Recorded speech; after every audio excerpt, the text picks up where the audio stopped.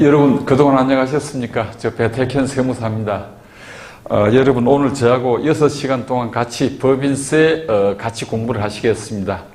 오전 2시간은 먼저 그 법인 세무조정 요 문제에 대해서 그 중요한 부분을 설명드리고요. 오후 4시간은 조특법상 세액공제감면 위주로 말씀을 드릴까 합니다.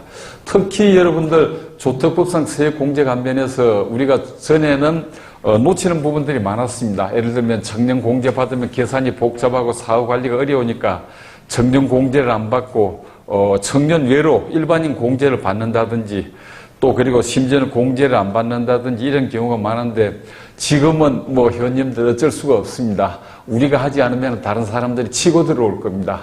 이걸로 인해서 상당히 좀 다툼도 많고 그래서 저희들이 각종 세액 공제 감면을 갖다가 소홀히 할 수 없는 이유 중에 하나가 되지 않을까 그렇게 생각합니다.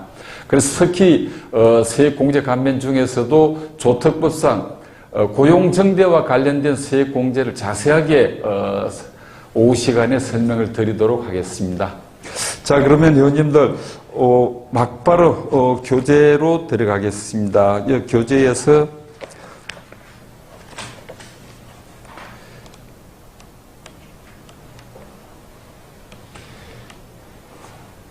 25페이지입니다. 자, 25페이지 보시면은 부동산 양도와 관련된 법인세입니다. 좀 전에 황선희 세무사님도 양도소득세에 대해서 많은 부분을 말씀드렸는데 법인의 경우에 그러면 부동산 양도가 우리가 법인세라든지 이런 데 결산에 어떠한 영향을 미치는지 그 부분을 살펴보도록 하겠습니다. 자, 25페이지입니다. 자, 위에 보시면 라업은 부동산 양도와 법인세입니다. 일반적으로 개인의 부동산 양도 차익은 양도소득세가 과세가 되는데 이 제도는 법인세에서는 없죠. 법인의 경우에는 일반적으로 고정자산 처분 이익으로 영업외 이익에 반영만 해주면 됩니다. 근데 이렇게 하다 보면은 우리가 개인으로서 중과세되는 주택이라든지 비사업용 토지에 대해서는 별도 중과를 하지 않으면 다 법인을 만들어 가지고 부동산 투기를 할 겁니다. 그래서 만든 제도가 세 번째 줄 보시죠. 그러나 개인의 양도소득세 중과세와 같이 법인의 비사업용 토지, 그 다음에 주택, 여기에 대해서는 별도 법인세가 과세됩니다. 자, 밑에 표를 보시겠습니다. 2021년 이후 양도에 대해서는 비사업용 토지는 개인과 마찬가지로 10% 중과세가 되고 있고요. 주택은 20% 중과세를 하고 있습니다. 근데 여러분 우리가 개인의 경우에 주택 중과세는 조정지역 주택, 2주택 이상자 이런 데만 중과되는 거 아닙니까? 근데 법인의 경우에는 오른쪽에 보시죠. 법인의 주택은 조정지역 지정 여부, 주택수하고 상관없이 적용이 됩니다. 요점 오해가 있으시면 안 됩니다. 그래서 법인이 가지고 있는 주택은 지방에 있는 주택이건 법인이 주택을 한 채건 두 채건 상관없이 무조건 21년도부터 양도 차익의 20%를 별도 법인세로 내셔야 됩니다. 이 부분을 주의하셔야 되겠고요. 물론 이제 개인과 마찬가지로 2009년부터 2012년까지 중과 제외 기간이 있습니다. 이때 취득한 것은 물론 중과가 되지 않습니다. 그 다음에 별도 법인세에 대해서 별도 법인세 비사업용 토지와 주택에 대해서 별도 법인세 나가는 것과 우리가 직업이자가 송금 불산입되는 비업무용 부동산과 오해를 하고 계시더라고요. 그래서 그 점을 주의하셔야 되겠습니다. 바로 밑에 보시면은 별도 법인세 추가과세는 보유기간 중 직업이자가 송금 불산입되는 비업무용 부동산과는 구분을 하셔야 됩니다. 그래서 부동산을 팔 때 요 비업무용 부동산과 비사업용 토지 동시에 해당이 될 수도 있고요. 비업무용 부동산에는 해당이 되지 않는데 비사업용 토지에는 해당이 되는 그런 경우가 있습니다. 그 부분은 뒤에 가서 다시 한번 설명드리겠습니다. 그래서 가장 대표적인 게 기획부동산, 부동산 매매업 법인을 만약 여러분들이 담당하신다 그러면은 부동산 매매업 법인은 사업자 등록에 그리고 법인의 정관에 목적 사업으로 되어 있기 때문에 요 토지를 잘라서 파는 게 비업무용 부동산에는 들어가지 않을 겁니다. 비업무용 부동산에는 들어가지 않는다 하더라도 비사업용 토지에는 들어가게 됩니다. 그래서 혹시 부동산 매매업 하는 법인, 기획부동산을 담당하신다 그러면은 비업무용 부동산에는 해당이 되지 않는다 하더라도 별도 법인세 10%가 해당이 되는 비사업용 토지에는 해당이 된다는 걸 꼭 기억을 하셔야 되겠습니다. 이걸 가지고 놓치고요. 또 놓쳐서 추징들이 많이 됐고 또 막 기획부동산들이 억울하다고 우리는 정관의 부동산 매매가 본래 목적인데 왜 비사업용 토지냐 용어를 가지고 이제 아마 혼동이 있어서 그런 것 같습니다. 그런데 회원님들 아시다시피 비사업용 토지라는 용어에 속으시면 안 돼요.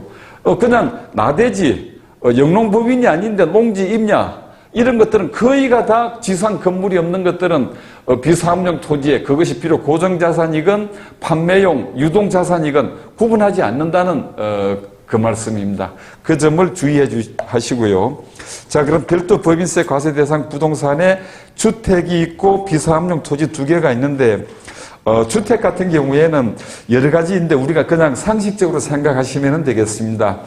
그래서 이제 우리가 제일 알고 있어야 될 게 오른쪽 페이지 보시죠. 26페이지 보시면은 위에서 4번 종업원들한테 무상으로 제공한 사택, 그건 10년 이상 사용을 해야만이 이 부분 별도 법인세가 과세가 되지 않습니다. 그 다음에 물론 주택 자체가 상품인 데가 있죠. 아파트 신축이라든지 이렇게 주택을 신축하여 판매하는 법인은 그 주택에 대해서 유동자산 상품이니까 별도 법인세는 물론 과세되지 않습니다. 이런 것들을 기본적으로 알고 계시고요. 또 그거 외에 법인으로서 임대주택 사업자로 등록이 된 사람들은 제외됩니다. 이런 것들을 빼고는 거의가 다 해당이 되는 걸로 보시고요. 그 다음에 법인이 오피스텔을 가지고 있는데 이게 주거용 오피스텔입니다. 예를 들면 출자 임원인 대표이사가 대표이사 주거 공간으로 주기 위해서 고급 오피스텔을 갖다가 가지고 있다가 팔았을 때 별도 법인세를 내야 되느냐 하는 문제인데 당연합니다. 주거용 오피스텔도 무조건 주택으로 보셔야 됩니다. 주택으로 보고 별도 법인세를 내셔야 됩니다. 자, 그 다음에 비사업용 토지입니다. 비사업용 토지는 법인의 경우에는 비교적 간단하다고 보셔야 됩니다. 하여튼 지상에 건축물이 없는 나대지, 공장이 없는 공장부지, 그거 외에 영농법인이 아닌 농지, 영농법인이 아니면서 농지 가지고 있는 거, 임야, 이런 것들은 거의가 다 해당이 되는 걸로 보셔야 되겠습니다. 자, 27페이지 한번 넘어가 보시죠. 여기에 이제 여러 가지가 있는데, 시간 관계상 이걸 다 볼 수는 없고요. 그래서 법인의 경우에는 거의가 다 지상에 건축물이 없으면은 다 대상이 된다 하는 내용입니다. 대신에 이제 제일 밑에 27페이지 8번을 한번 보실까요? 토지 들어간 후 법령에 의해 사용이 금지되거나 부득이한 사유가 있는데 요 경우는 그 경우만 보시면 되겠습니다. 예를 들면 공단을 개발해가지고 분양하는 법인들, 그 다음에 유통 물류단지 관련 법에 의해 가지고 수용을 해가지고 분양을 하는, 토지만 분양하는 법인, 이런 경우에는 요 나대지라 하더라도 별도 법인세가 과세가 되지 않습니다. 그거 외에는 예외가 없는 걸로 보셔야 돼요. 그래서 얼마 전에 어떤 세무사님이 그걸 물으시더라고요. 법인이 토지를 팔고 별도 법인세를 안 냈는데 세무서에서 몇 년 전에 건데 지금 수정신고하라는 안내문이 나왔다 그러더라고요. 아니, 토지 팔았으면 별도 법인세 10%를 내야지 왜 안 냈어? 그러니까 이건 고정자산이 아니고 그 상품이야. 원래 그 법인은 토지를 잘라서 파는 법인이야 그러더라고요. 그래서 제가 그랬습니다. 아니, 말이 좋아서 유동자산이지 기획부동산들 그러면은 세금을 안 내게 놔두겠냐고 이렇게 이야기를 한 적이 있습니다. 그래서 기획부동산, 토지를 잘라서 파는 법인, 이런 데는 무조건 별도 법인세 10%가 해당이 됩니다. 이 사람들은 상당히 용어 자체를 가지고 반발을 하는데 현행법에 그게 맞습니다. 그리고 소송을 가도 이긴 사례가 한 번도 없다는 말씀입니다. 다만 부동산 매매업 중에 정부에서 허가를 받아가지고 관련된 법에 의해 가지고 토지를 갖다가 잘라서 파는, 예를 들면은 공단 부지 조성 법인들, 그 다음에 예를 들면 아파트 개발하기 위해서 토지를 갖다가 잘라서 분양하는 법인, 즉 수용을 해가지고 토지를 잘라서 팔 수 있을 정도라 그러면은 그것은 별도 법인세가 해당이 되지 않습니다.